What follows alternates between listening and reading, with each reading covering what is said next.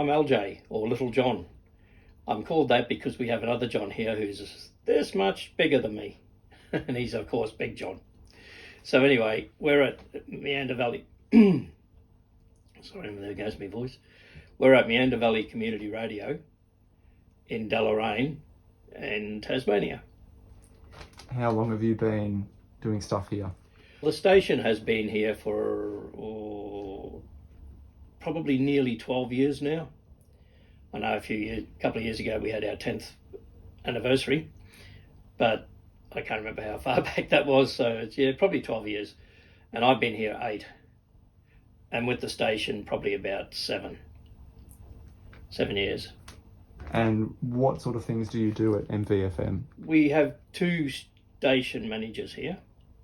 I'm one and Nick Ware's the other. And we take turns in doing different things.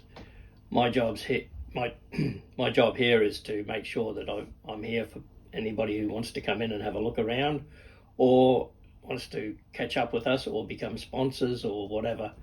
I'm here to facilitate that.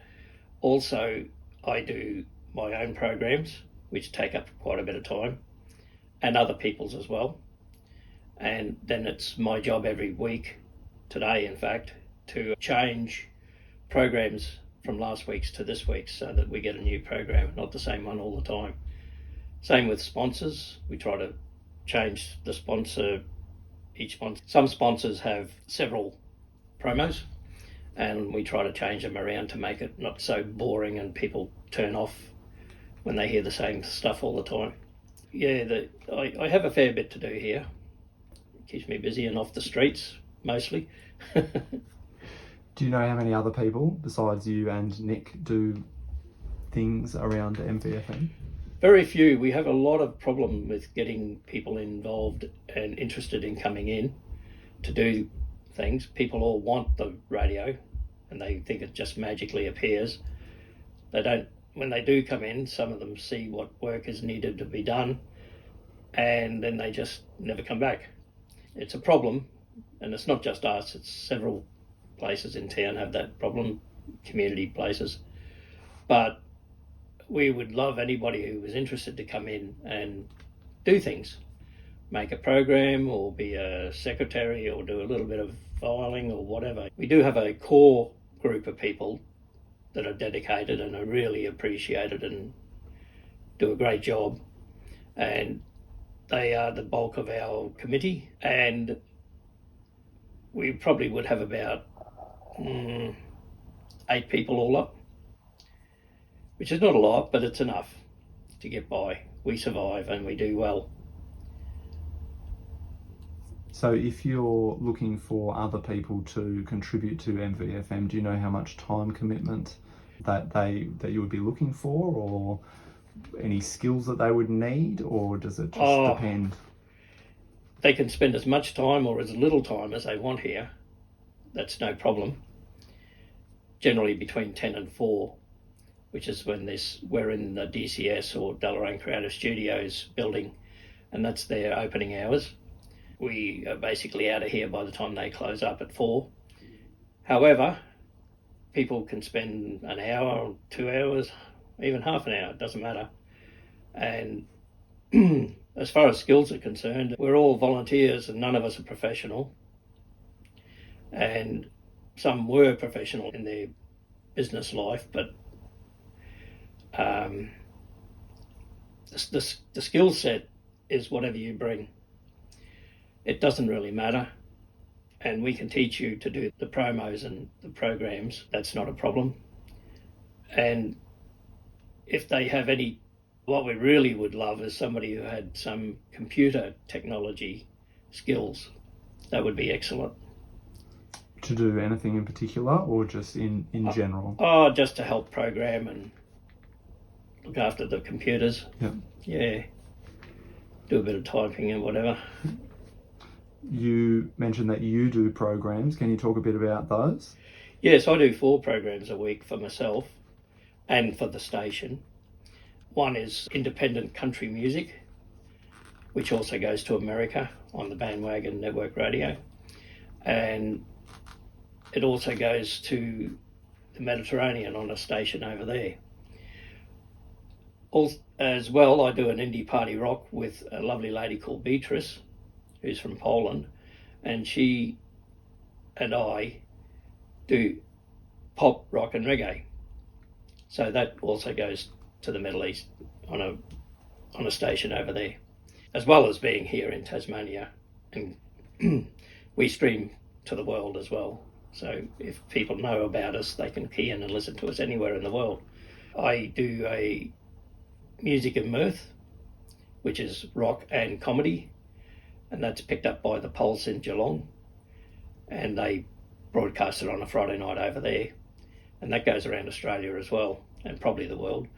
And the last one I do is I co-present a program with Beatrice again, and we do a world and ambient program called The Journey, and that's just, it's not going to sleep sort of music, it's up lively dancing, Latin and European and whatever, and we have fun doing that. You can hear that in the program. How did places from around the world find out about your shows? How did they get picked up? How does that process work? We've approached a couple, and we also have a lot of music sent to us from around the world by individual artists and agents. One of the ones that was in one of the companies in Finland sent us some music, and we got to know them through our emails, and then they passed our program on to the Middle East, Mediterranean, and that station picked us up. So and the same happened in America with a music and film agency, and that was the bandwagon one for the indie country, which comes out of the middle of America, and that is a fun country program to do. And I do the programs, then I send it to them, and they put it to air. We also put it to air here, but with them they wanted a longer program, about an hour and 10 minutes, where we only do 58 minutes here. So when I do theirs, I have to take perhaps 3 songs out to fit in here, but they get the full length one and we get the cut down. But yeah, there's a lot of work involved, and it does take time. And it sounds like you've developed quite a few great relationships from around the world. You travel a bit and see people, and I have agents everywhere. Yeah. I'm not MI6. Good to share a passion with other people from. There's a lot of that about. There's so much out there for people to connect with, not just artists or agents or even stations, but it's all one big world, and everybody's getting in touch with everyone, and it's great. I love it. How did you get into radio? What really drove that?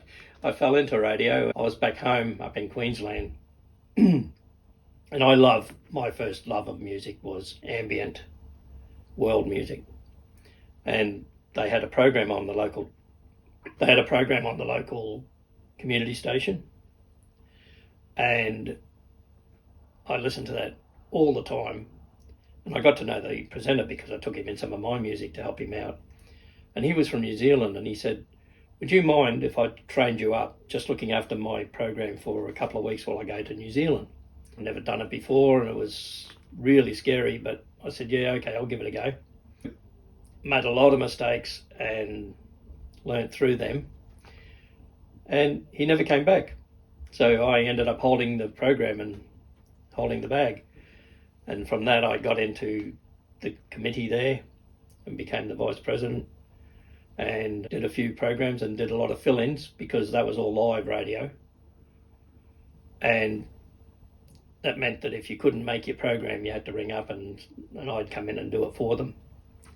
So I've done a lot of different programs.